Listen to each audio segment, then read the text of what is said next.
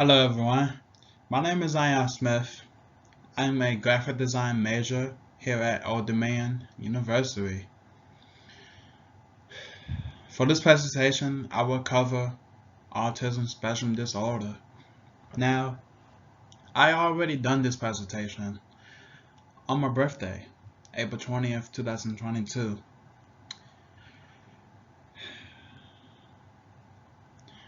However, I'm recording this presentation on June 14th, 2022.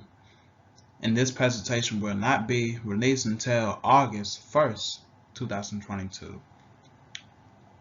This will be perfect because I started my RTS podcast on August 1st, 2020. My first ever episode, I explain how I have autism.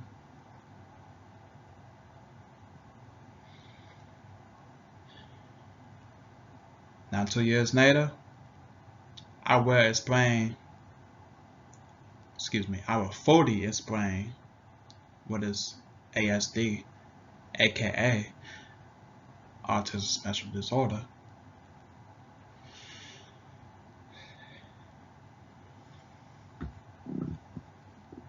It's crazy how time flies, right?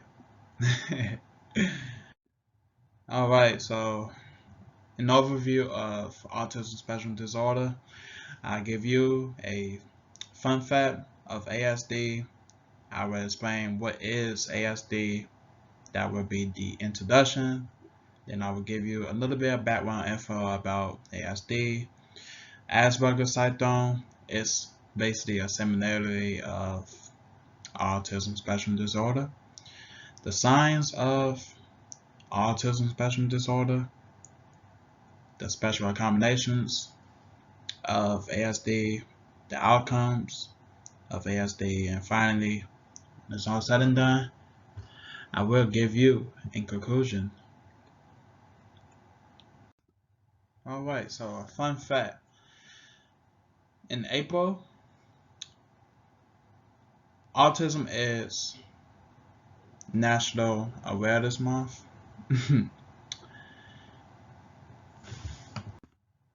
Alright, so what is ASD? Autism affects the nervous system of a person's mind and body. For example, I have a learning disability. It affects the way I comprehend certain types of information in school. That's one of the ways autism can affect me. And one fact about autism is that it affects 1 in 44 children in the United States, according to the Centers for Disease Control. Alright, so you may not see some of the words on this slide, so bear with me. What is repetitive behaviors? That's one of the signs of autism spectrum disorder. So in this picture, you see that the mother is trying to comfort her son and just be there for him, be a loving mother, and his son is looking away, not making too much eye contact, and it could be a sign of autism. So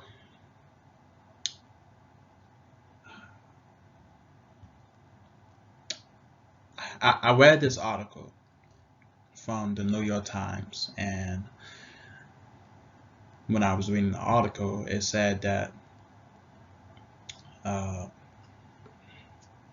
the mother's son, her son was, I believe, 2 years old. I'm not sure, but she noticed the repetitive behaviors like flapping his arms, tiptoeing, spinning, and staring at lights over and over. And also, uh, when the mother tried to make funny facial expressions to get her son laughing and engaged, the son did not engage. So I believe she called the early intervention of health in New York, and she did not get the diagnosis until 2 months later. And when she got the diagnosis of her son was diagnosed with autism. So these are a few signs of autism spectrum disorder. Alright, so what is Asperger syndrome?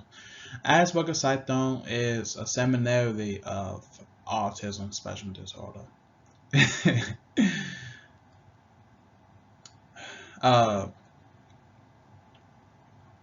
It is a developmental disorder that is a form of autism spectrum disorder. A person can be socially awkward. That is a possibility. A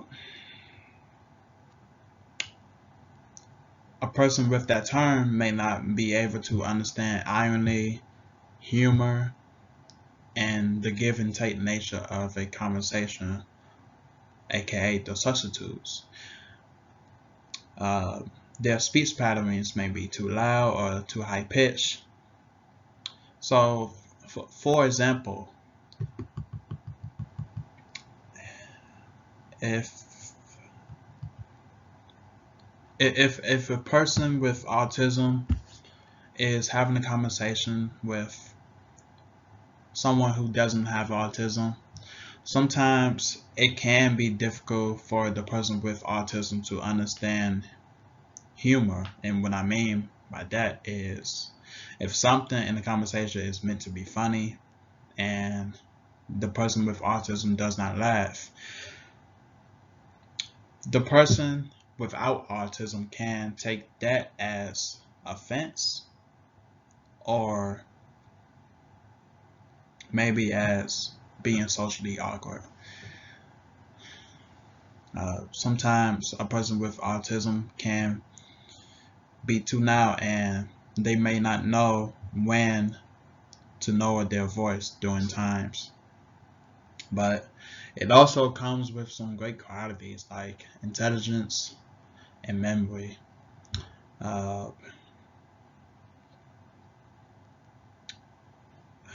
A person with Asperger syndrome, a similarity of autism, can be good at verbal skills with rich vocabulary.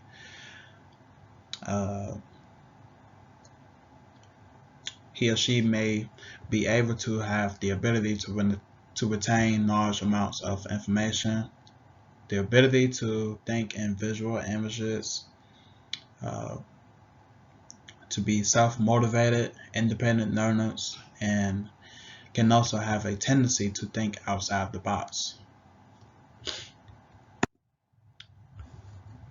Alright, so a few slides ago I explained 2 signs of autism, which was the repetitive behaviors like flapping your arms, spinning, tiptoeing, and staring at lights over and over again. There are a few more signs. Poor non-verbal communication, so that's like eye contact. What else? Not being able to listen. Sometimes a person with autism can have difficulties processing information. As you can see, there is a picture that explains the different signs of autism, but I will not get into that. Alright, so as you can see, there is a picture that explains the common accommodations, but I will not get into that also. From my experience, I had received special accommodations in high school, and I'm trying to do the same thing in college. With autism, it comes with speech classes, being able to communicate more effectively, extra time. So that's if you need extra time for a quiz or for a test when you fail to finish during the appropriate time, and also individual testing. So just testing by yourself in the classroom. All right, so some outcomes of autism spectrum disorder, and these are positive, is functional communication training. So being able to go to speech classes and learning to communicate more effectively to your peers, to your loved ones, behavior therapy. So just learning what's appropriate and what's not appropriate in a social situation.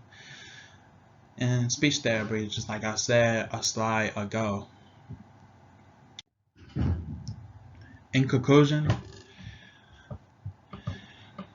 communication training, behavior therapy, and speech therapy result in the person with autism communicating more effectively. These treatments result in better reaction time, memory, and the ability to focus on details. Because of these positive results, parents and teachers should be able to assist children in various ways. And for the picture, I have autism is not contagious. I picked this picture because I believe, I don't believe it. I know it. I know autism is a gift.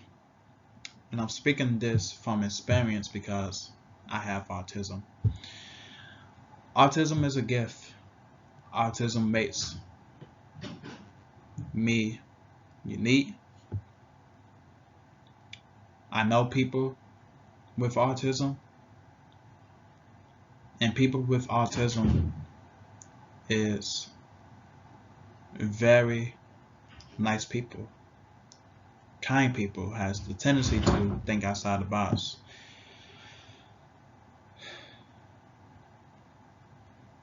Yeah. If I had to sum this presentation up,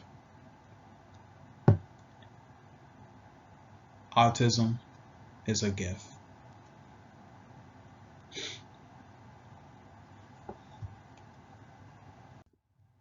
Thank you.